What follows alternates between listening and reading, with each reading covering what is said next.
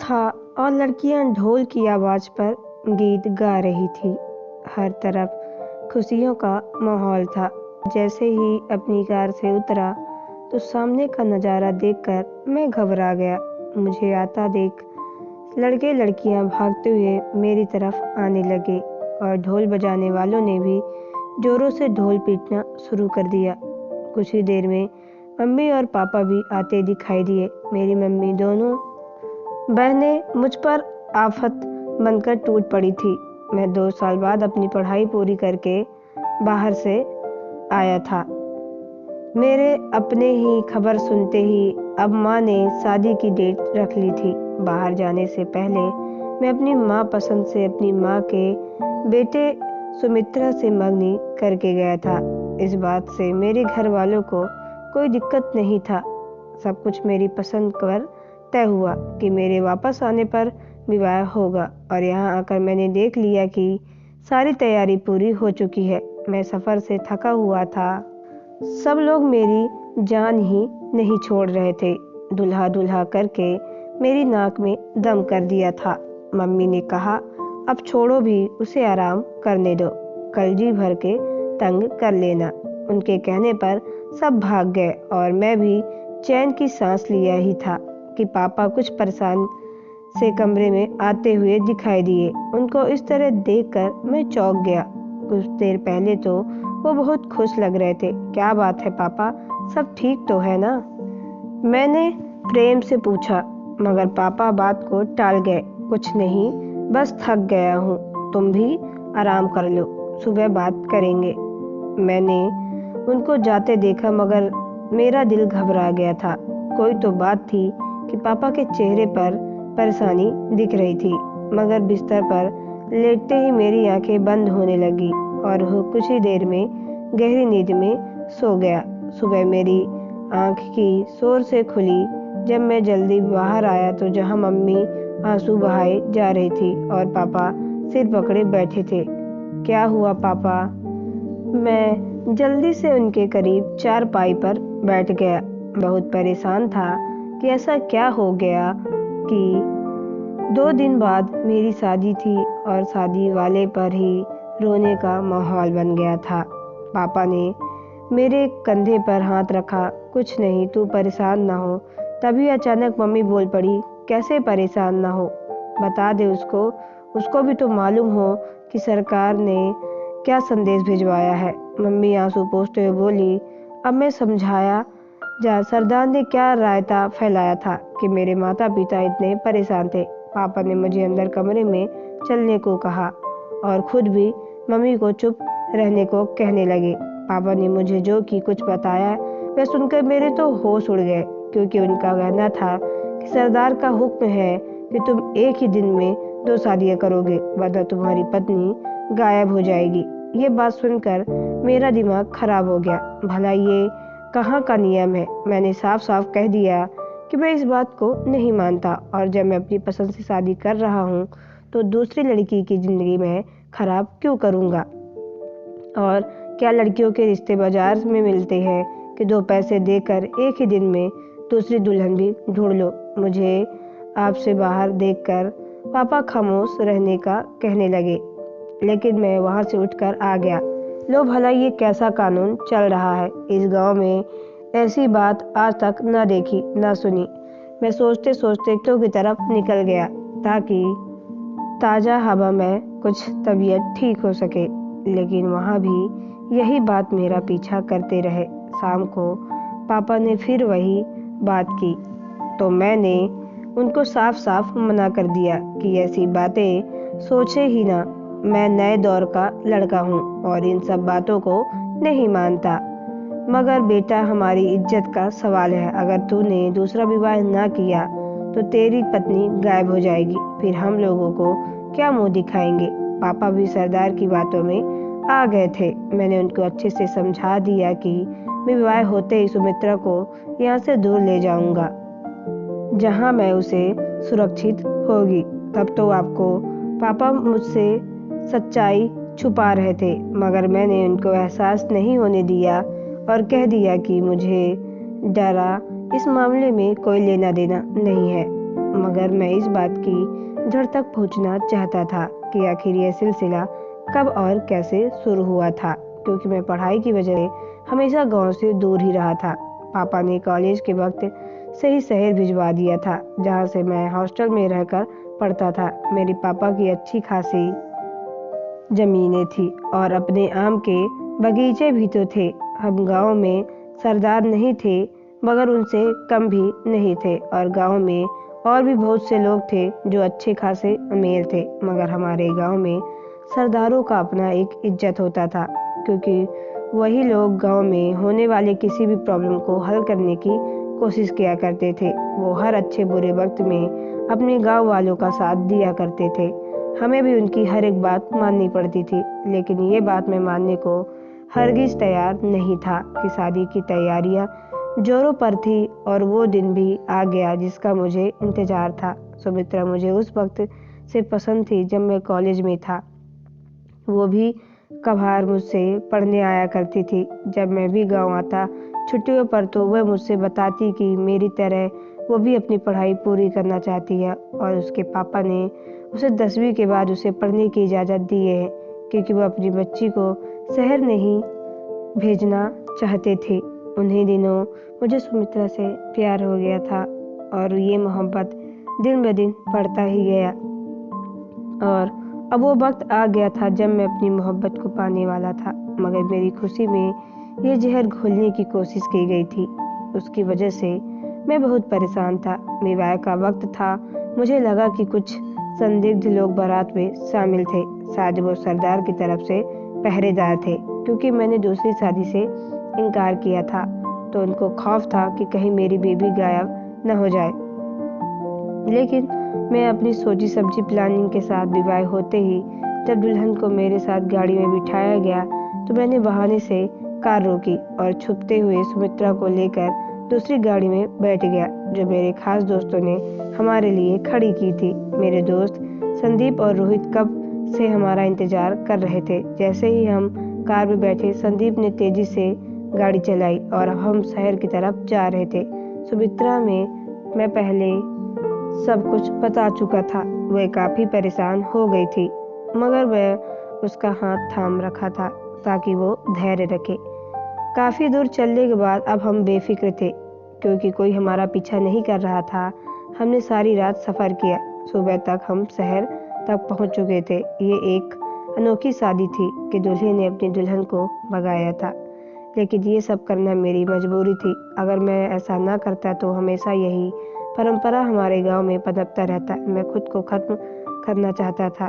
मैं खुद यहाँ सुरक्षित जगह पर छोड़कर दूसरे दिन अपने गांव वापस चला गया, जहाँ मैं ये साबित करना चाहता था कि ये केवल एक वहम के अलावा कुछ भी नहीं था, और इस रस्म को यहीं खत्म करके दफना दिया जाए। लेकिन शायद ये मेरी भूल थी। मैं सोच भी नहीं सका था कि मेरे साथ क्या होने जा रहा था। दूसरे दिन मैं सुमित्रा को वहां छोड़कर वापस गांव चला गया, जहां मम्मी पापा मेरा इंतजार कर रहे थे।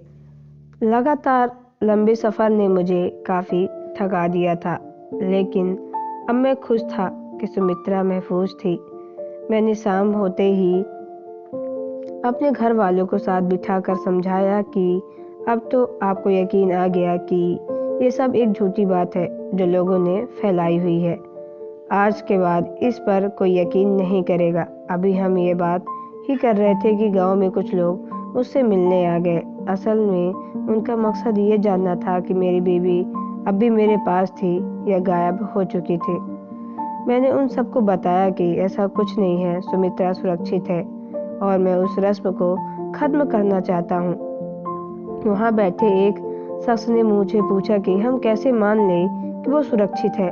उसकी ये बात पर मैंने अपना फ़ोन निकाला और उसी वक्त सुमित्रा को कॉल मिला दी, लेकिन उसका फ़ोन बंद जा रहा था। सामने सारे लोग अजीब नज़रों से मेरी तरफ देखे जा रहे थे। मैं बार बार कॉल कर रहा था, मगर कोई जवाब मुझे नहीं मिल रहा था। अब मुझे चिंता होने लगी थी। मेरे माथे से पसीने निकलने लगा था। दिल की धड़कनें बढ़ने लगी थी। हे भगवान, ये सब क्या हो रहा है? न जाने क्यों मुझे एहसास हो रहा था कि सुमित्रा खतरे में थी, जबकि वहां बैठे लोगों ने चिल्लाना शुरू कर दिया कि हमने तो पहले ही कहा था, लेकिन तुम ही नहीं माने। मुझे उन सब की बातें सुनकर घबराहट होने लगी। मैं जल्दी से उठकर बाहर आ गया। मैंने अब संदीप को कॉल किया तो उसने बताया कि रात में अचानक उसकी तबीयत खराब हो गई थी और वो अपने घर वापस आ गया था, जबकि सुमित्रा की देख-रेख में मैंने खास 2 नौकरों को लगाया था। संदीप, मुझे सुमित्रा को अकेला नहीं छोड़ना चाहिए था। मैंने उसकी कॉल काटी। उसी वक्त मैं अपनी गाड़ी में बैठकर वहाँ से निकल गया। न जाने सुमित्रा किस हालत में होगी। मेरे दिमाग में अजीब ख्याल आने लगा। मैं जैसे ही शहर पहुँचा तो संदीप ने बताया कि सुमित्रा के साथ दोनों नौकर भी गायब है। अजीब सी बेबसी थी। मैं पुलिस को भी नहीं बता सकता था, लेकिन जाने से पहले मैं सारा बंदोबस्त कर रखा था कि अगर सुमित्रा को वहाँ से गायब किया जाता है तो मुझे मालूम हो सके कि वो कहाँ है। लेकिन ये बात मैं सबसे छुपा कर रखा था। अपने दोस्तों को भी नहीं बताया था, क्योंकि हो सकता था कि कोई भी इस अहम बात को किसी के सामने बोल देता तो वो लोग जो कि सुमित्रा को गायब करने वाले थे वो चौकन्ना हो जाते। मैंने जल्दी से अपना फ़ोन निकाला और अकेले में जाकर एक नंबर डायल किया। कुछ ही देर में मेरी कॉल रिसीव कर ली गई थी। अब मेरा दिल बहुत ज़ोर से धड़कने लगा था कि आगे से क्या जवाब मिलता है। मेरे कॉल का जवाब सिर्फ खामोशी थी। मैं बस 2 मिनट में एक मैसेज मुझे मिला, वो लाइव लोकेशन थी। मेरा दिल घबरा रहा था। मैंने संदीप और रोहित को अपने साथ आने को कहा और वहाँ से निकल आया। मैं उसी तरफ जा रहा था जहाँ मुझे वो लोकेशन लेकर जा रही थी। फिलहाल संदीप और रोहित को भी इस बात का पता न था। काफ़ी दूर जाने के बाद हम एक सुनसान जगह, कोई आबादी नज़र नहीं आ रही थी। अब मैंने फैसला कर लिया कि मुझे पुलिस की मदद ज़रूरत है। मैंने एक करीबी दोस्त को कॉल किया जो कि हाल में एसपी बना था। मैंने उसे अपनी परेशानी बताई और अपनी लोकेशन सेंड की कि इस इलाके में एसएचओ को मदद चाहिए। मुझे यकीन दिलाया कि वो बेफिक्र हो जाए, मैं उसे भेजता हूँ। और तकरीबन आधे घंटे हम वहीं इंतज़ार करते रहे। जैसे ही पुलिस की गाड़ी आते दिखाई दी, हम तीनों ने सारा किस्सा पुलिस को बता दिया और बताया कि यहाँ की लोकेशन मिली है, तो वो हमारी मदद को तैयार हो गए और हम उसी तरफ चल पड़े जहाँ से सिग्नल आ रहे थे। दरअसल मैंने एक प्राइवेट जासूस की एजेंसी को 2 बंदे हायर किए थे ताकि अगर कोई सुमित्रा को अगवा करने की कोशिश करता तो वो भी उनका पीछा करे, और आज उन्हें ही बदौलत मैं इस जगह पहुँच पाया था। इस इलाके में काफ़ी दूर जाकर मुझे एक पुरानी बिल्डिंग नज़र आई जो कि एक गोदाम थी जहाँ गेहूँ रखा जाता था। हम जैसे ही वहाँ पहुँचे तो हमें देखकर एक आदमी ने भागना शुरू कर दिया, लेकिन पुलिस ने जल्दी ही उसे आड़े हाथों में ले लिया। हम लोग अंदर पहुँचे तो वहाँ एक कोने में सुमित्रा को बैठी हुई थी जिसके हाथ पैर रस्सियों से बांधे थे। मैंने जल्दी से ही उसे रस्सियों से आज़ाद किया और तसल्ली दी। वो मुझे देखकर रोने लगी थी। उसके मेहंदी वहाँ थे, लगों में जख्म पड़ चुके थे। मैं इन लोगों को सजा दिया कर रहूँगा। समरीन, तुम हिम्मत करो। वहाँ होटल 4 लोग थे जिनको गिरफ्तार कर लिया गया था। अब हम थाने आ गए और वहाँ इन मुजरिमों की थोड़ी सी मार क्या पड़ी, उन सब ने सच उगल दिया। बोले, किसने कहने पर तुम ये सब लोगों ने अगवा किया था? और फिर कांपते हुए उन लोगों ने बताया कि लेकिन जो नाम उनके मुंह से निकला वो सुनकर मेरा रूह कांप गया। ये झूठ बोल रहे हैं, मुझे बिल्कुल भी यकीन नहीं आ रहा था। भला ऐसे कैसे हो सकता है? लेकिन वो लोग अपनी बात पर डटे रहे। उनका कहना था कि उन्होंने ये सब सरदार के कहने पर किया था। ऐसे कैसे हो सकता है? वो हमारे सरदार थे, हमारे बहू बेटियों की इज्जत का ख्याल रखते थे और वो ही गांव की लड़कियों को ऐसे अगवा कर सकते हैं। लेकिन कोई बात तो थी। आखिर ये कैसे राज था जो सरदार ये कदम उठाने पर मजबूर हो गया था? हमारे गांव में तो ये अत्याचारी सरदार वाला कोई बात नहीं हुआ करता था। जब से ये कैसे हुआ? मुझे बात की तह तक पहुंचना था और इस सवाल का जवाब मुझे खुद ढूंढना था।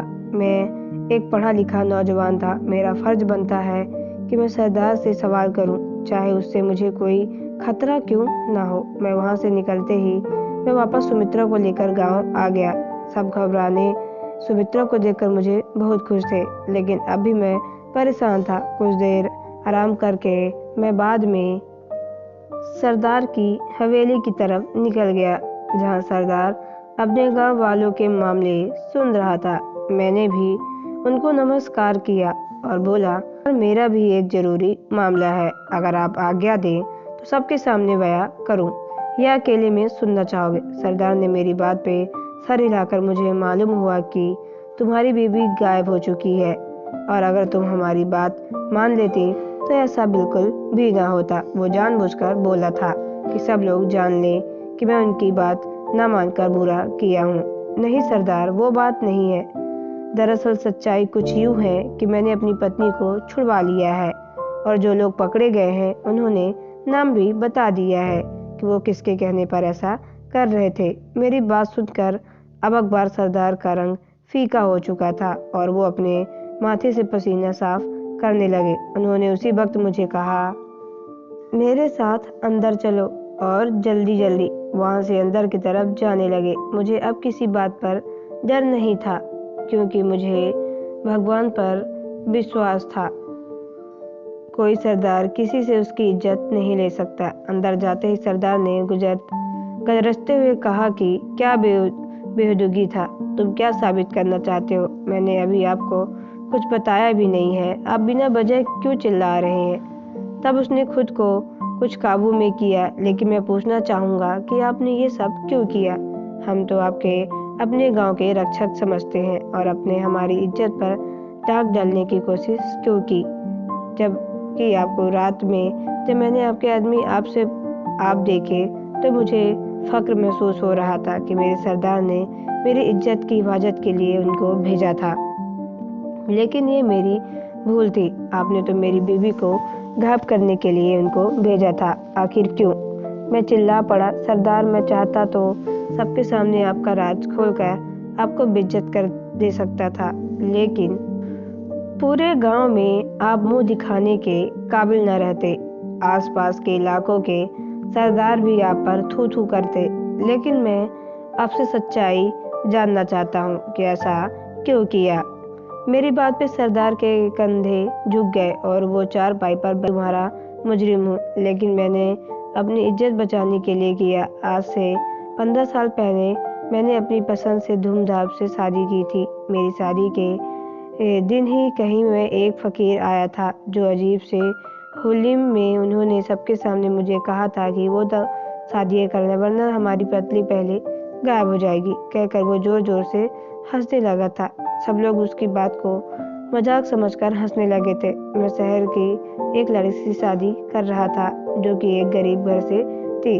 सब के मना करने के बावजूद मेरे स्वर्गीय पापा ने जोर डाला कि शहर की लड़की से शादी मत करो। मैं वहाँ नहीं रह पाऊंगा, मगर मुझे अपनी मोहब्बत पर विश्वास था। मैं तुम्हारी तरह नौजवान था, अपनी पत्नी को इज्जत देना चाहता था, मगर वो शादी की रात को ही घर से सारा सामान लेकर भाग गई थी। रुपया 100 तोले सोने भी सब कुछ लेकर फरार हो गई। मैं कहीं मुंह दिखाने के लायक नहीं बचा था। मेरे चेहरे पर उदासी थी, लेकिन उसी दिन बाबा ने सबके सामने बात रख दी, क्योंकि साधु ने ये बात कही थी कि वो 2 शादियां करो, और मैंने उसकी बात ना मानी थी, तो इसलिए मेरी बीबी गायब हो गई थी। पहले तो लोग इस बात को मानने को तैयार न थे, लेकिन अगले माह जब एक लड़की की शादी हुई तो उसने अपने 2 शादियों को कहा, मगर वो भी नहीं माना। मजबूरन अपनी इज्जत बचाने के लिए मुझे उसकी बीबी को भी अगवा करना पड़ा, और इसी तरह ये बात फैल गई कि मेरी बीबी भी भागी नहीं थी। वो फकीर की बद्दुआ की वजह से गायब हो गई थी, और यहाँ मेरी इज्जत रह गई थी। तब से आज तक मैं इस बात को निभा रहा हूँ। आज भी मुझे वो रात याद आता है। सरदार की आंखों में से आंसू आ गए थे, लेकिन मेरा यकीन करो, मैंने किसी को नुकसान नहीं पहुंचाया है। उन लड़कियों को कुछ दिन बाद छोड़ देता था। तो दोस्तों, ये स्टोरी आपको कैसी लगी कमेंट बॉक्स में ज़रूर बताएं। अगर आप मेरे चैनल पे नए हो तो चैनल को सब्सक्राइब करके बेल आइकन को प्रेस कर लें, ताकि आने वाली सभी वीडियो का नोटिफिकेशन आपके मोबाइल पे सबसे पहले पहुंचे। क्योंकि मैं ऐसी ही स्टोरी आप लोगों तक लाती रहती हूँ। तो चलिए मिलते हैं नेक्स्ट वीडियो पे। Okay bye, take care.